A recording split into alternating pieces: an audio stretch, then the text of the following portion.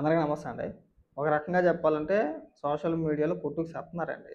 ఒక పక్క ఓజీ కలెక్షన్‌లన్నీ కూడా ఫేక్ అని చెప్పేసని కొంతమంది వీడియోల రూపంలో అంత రాలేదు. సినిమా బాగుందని టాక్ వచ్చినా సరే ఒక 10, 20% నష్టాల్లోనే సినిమా ఉందని చెప్పేసని కొంతమంది.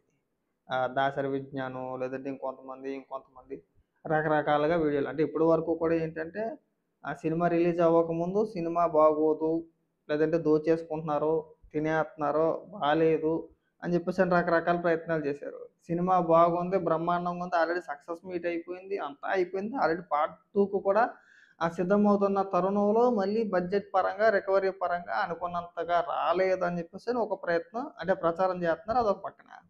రెండో పక్కన చిరంజీవి గారిని ట్రోల్ చేస్తున్నారు. నిన్న ఏదైతే 'మీసాల పిల్ల' సాంగ్ ఏదైతే రిలీజ్ అయిందో, అందులో చిరంజీవి గారికి వయసుకి తగ్గ సినిమాలు తీస్తే బాగుంటది. అనవసరమైన రచ్చ ఇదంతా కూడా, అనవసరమైన పెంట ఇదంతా కూడా. ఆయన వయసుకి ఈ ఈ వయసులో ఇలాంటి సినిమాలు అవసరమా అని చెప్పేసని అది కూడా ఒక డిబేటే. దానికి కూడా ఈడే ఫీల్ అయిపోవాలి ఇక్కడ. ఇప్పుడు చిరంజీవి గారిని ఆ ఏజ్‌లో అలా చూడడం ఈడు జీర్ణించుకోలేకపోతున్నాడు. నిర్మాత బాగానే ఉన్నాడు. డైరెక్టర్ బాగానే ఉన్నాడు. చేసిన చిరంజీవి గారు బాగానే ఉన్నాడు. చూసిన ఈడు జీర్ణించుకోలేకపోతున్నాడంటే అది ఆడికి కడుపుమంటే. రెండో పక్క 'కాంతార'. ఇప్పుడు 'కాంతార' ఎంత కలెక్ట్ చేసింది డే 1 అదొక పెద్ద చర్చ. అదొక పెద్ద డెబ్యూట్. ఎంతో కొంత కలెక్ట్ చేస్తాయండి. సినిమాలు అన్న తర్వాత రిలీజ్ అయిన తర్వాత పర్టిక్యులర్‌గా ఒక ప్రాపర్ అమౌంట్ ఖచ్చితంగా ఇంతే రెవెన్యూ వచ్చిందని చెప్పేసని ఎవడో చెప్పడు. అది మనకు తెలిసిందే. ఒకవేళ వాళ్ళు చెప్పినా సరే అందులో అబద్ధం ఉండొచ్చు, నిజం ఉండొచ్చు.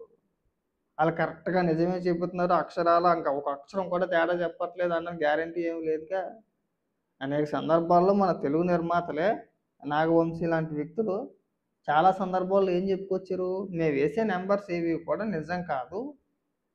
అవన్నీ కూడా ఊరికే అలా నంబర్‌లేస్తా ఉంటాము. ఆ బుక్ మై షోలో గట్టా రేటింగ్‌లు గట్టా డబ్బులిచ్చి కొంటా ఉంటాం అని చెప్పేసి అనేక సందర్భాల్లో వాళ్ళే చెప్పినయే.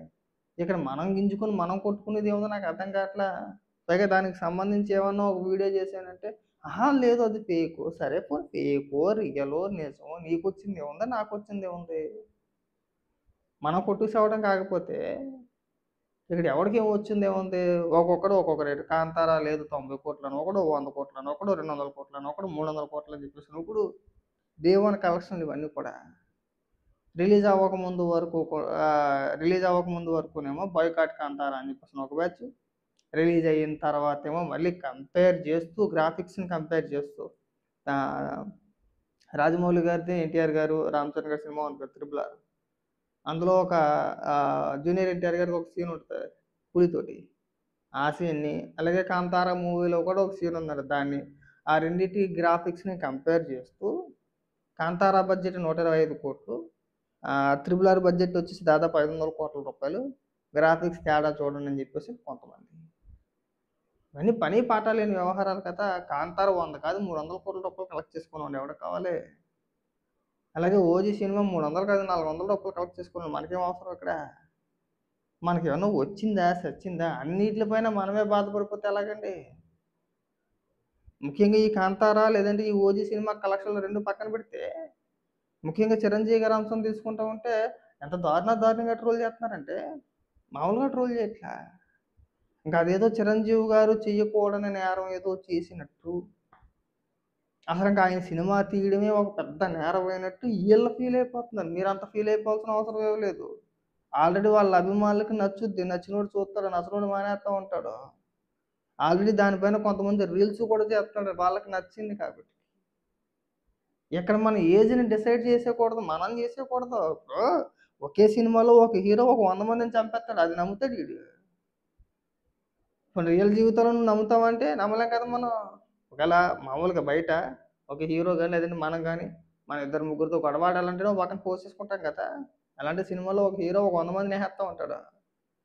అలానే గాని జీర్ణించుకుంటాడు గానీ, చిరంజీవి గారికి ఒక 70 ఏళ్ళు వచ్చేసినియి. ఆ వయసులో ఆయనకి పాటలెందుకు ఆయన ఇష్టమయ్యా. నిర్మాతకి లేని ఇబ్బంది, లేదంటే దర్శకుడికి లేని ఇబ్బంది, చేసే ఆయనకి లేని ఇబ్బంది, చూసే అభిమానికి లేని ఇబ్బంది. మధ్యలో మనం వచ్చేసి దాన్ని కంపేర్ చేసుకుంటూ బాలకృష్ణ గారు అలాంటి సినిమాలు తీస్తున్నారు. రజనీకాంత్ గారు అలాంటి సినిమాలు తీస్తున్నారు. లేదంటే ఆయనెవరు హ్మ్. కమల్ హాసన్ గారు అలాంటి సినిమాలు తీస్తున్నారు. వీళ్ళంతా కూడా ఒక ఏజ్ వచ్చిన తర్వాత ఫ్యాక్షన్ బ్యాక్ డ్రాప్ సినిమాలో లేదంటే పెద్ద తరహా సినిమాలో లేదంటే స్టైలిష్ సినిమాలో ఇంకోటో చేస్తా ఉన్నారు కదా! చిరంజీవి గారు కూడా అలాంటివి చేస్తే చేయొచ్చు, లేకపోతే లేదు. అది ఆయన ఇష్టం అది.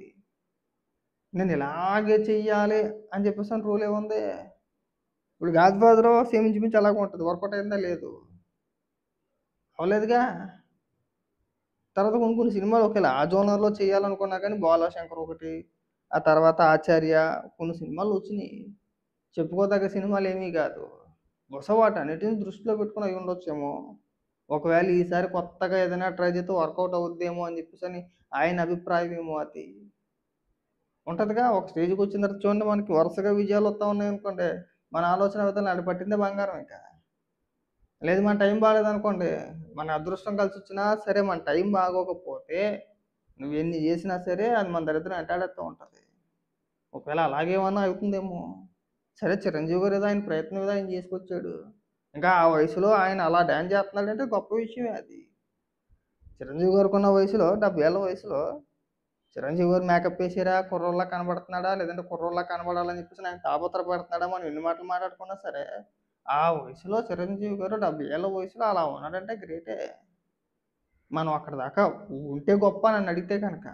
ఆ రేంజ్ వరకు కూడా మనం వెళ్తే గొప్ప. 70 ఏళ్ల మార్కుని మనం టచ్ చేస్తే గొప్పే. ఇప్పుడున్న పరిస్థితుల్లో, ఇప్పుడున్న కాలంలో మనకున్న ఆహార అలవాట్లు గావచ్చు, లేదంటే మనకున్న దరిద్రపుట్టు అలవాట్లు గావచ్చు, ఇక్కడ ఎవడెవడు సొద్దపోసేం కాదు.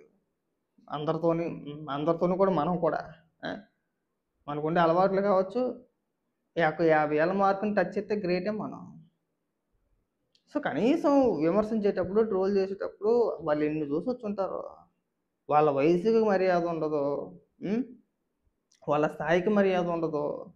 పోనీ స్థాయిలు, గీలు ఇయన్నీ పక్కన పెట్టేస్తే కనీసం వాళ్ళ వయసుకి కూడా మర్యాద ఇవ్వాలనే ఇంగిత జ్ఞానం మన దగ్గర ఉండదు. ఊరికే డైరెక్ట్‌గా మాట్లాడేయడమే, ఏది పడితే అది మాట్లాడేయడమే.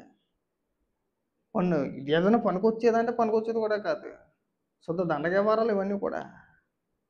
వాళ్ళెవరో సినిమా తీత్తే, వాళ్ళకెవరో కలెక్షన్‌లొత్తే, మనకొచ్చేది లేదు, సచ్చేది లేదు. మనం ఇక్కడ గుట్టలు చించుకొని దానిపైన నెగెటివే. ఏదో ఒక రకంగా దానిపైన ఏదో ఒక ప్రచారం చేత్తనే ఉండాలి. అది బాలేదని ఒకడంటాడు, రాలేదని ఒకడంటాడు. ఇది కూడా ఫ్లాపే అంటాడు. నిర్మాతలకి నష్టాలంటాడు. నీకొచ్చి కలిసొచ్చింది ఏంటంటే ఇక నిర్మాత ఫీల్ అవ్వడు ఇంకాను. నిర్మాత నాకింతొచ్చింది, ఇంత రాలేదని చెప్పేసి వాళ్ళు చెప్పరు. ఈడు ఫీల్ అయిపోతాడిక్కడ.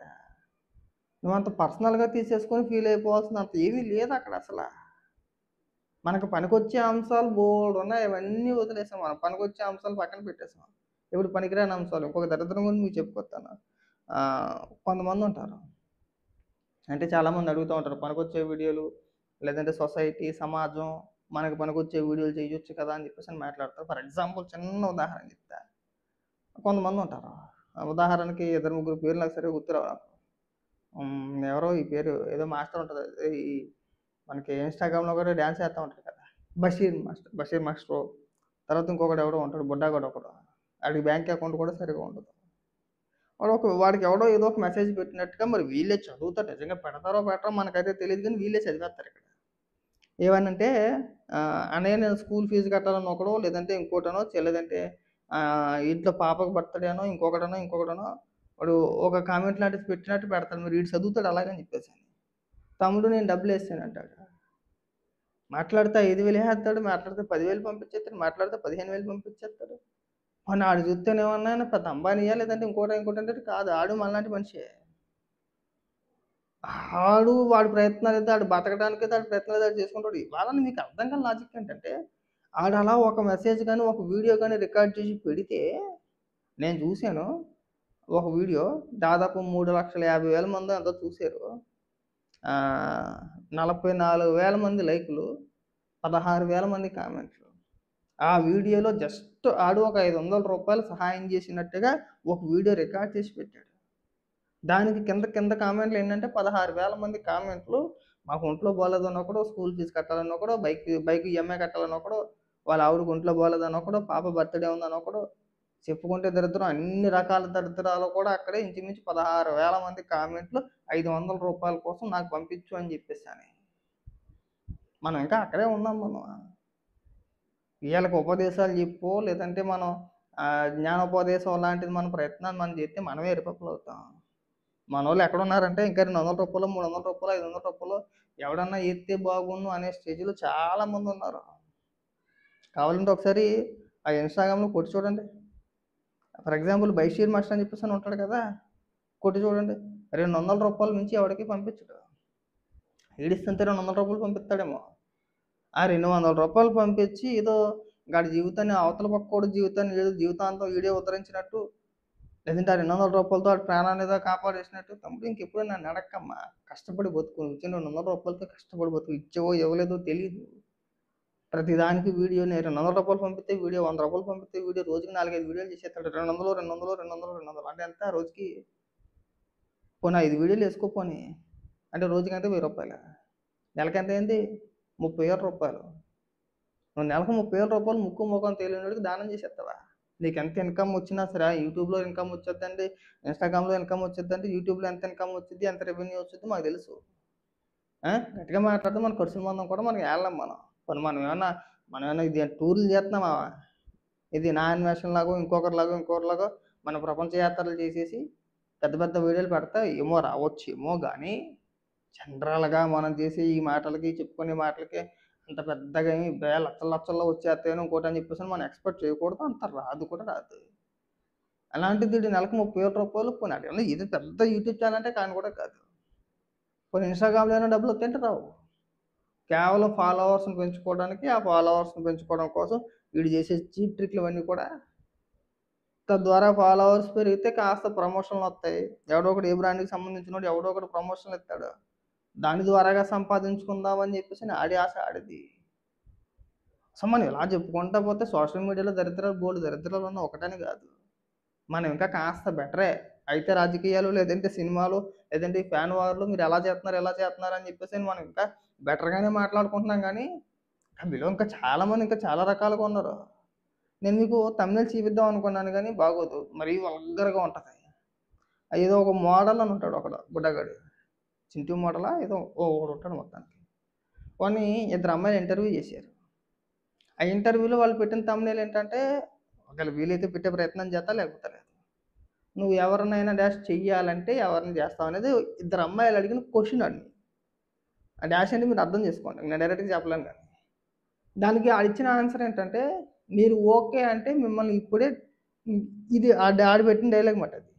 దాన్ని వీళ్ళు తమిళలో పెట్టారు. తెలియకుండా పెట్టారంటే కాదు, తెలిసే. పోనీ అంత లోకజ్ఞానం అంత తెచ్చోళ్ళంటే కాదు, తెలివి ఉంది వాళ్ళ దగ్గర.